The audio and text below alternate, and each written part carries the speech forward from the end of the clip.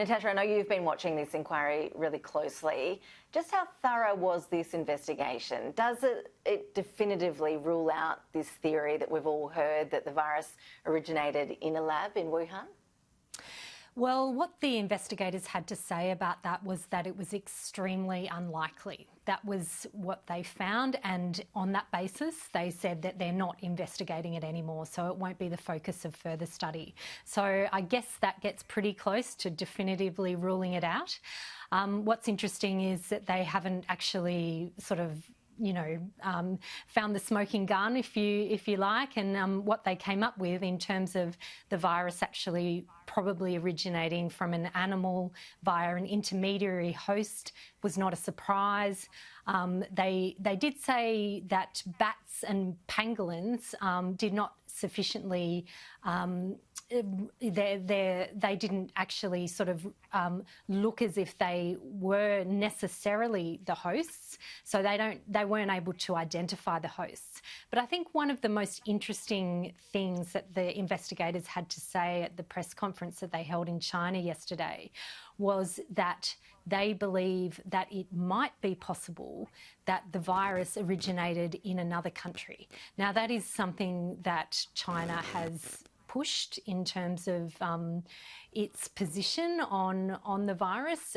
It's maintained that it could be possible that the virus came from somewhere elsewhere, and to have the WHO actually back that up and say that might be possible, that's not something that isn't necessarily feasible, I think was very interesting and will please China no end. Yeah, my ears pricked up when I heard that as well, Natasha, because China's been arguing, haven't they, that it could have come into China via perhaps frozen food packaging. And I know that China now wants the WHO to do similar investigations in other countries that could be the possible origin of the virus. Are there any plans to do that, to head to other countries, or is that the end of it now in terms of WHO investigating?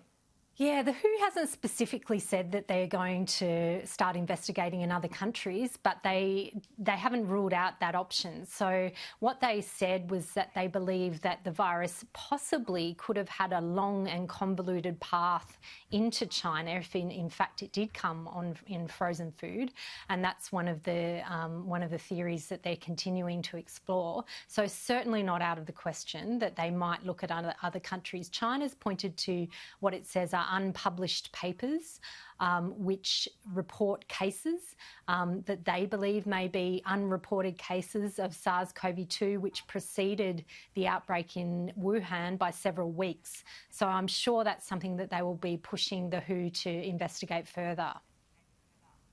Natasha, back home, I was fascinated to see you look in the paper today at one of the questions I think has been really on a lot of people's lips during some of the more recent outbreaks, which is how can people with the highly contagious UK strain of the virus appear not to actually pass it on to anyone else? In Perth, for example, the security guard went to, I think it was 18 high traffic locations over 5 days or so.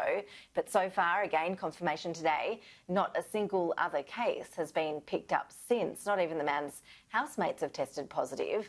What's the medical explanation behind that sort of scenario? Yeah, well, I think the first thing to say is that nobody really knows why these cases that escaped hotel quarantine didn't pass it on to anyone else. You mentioned Perth, but there were also the examples, of course, in Brisbane and Melbourne.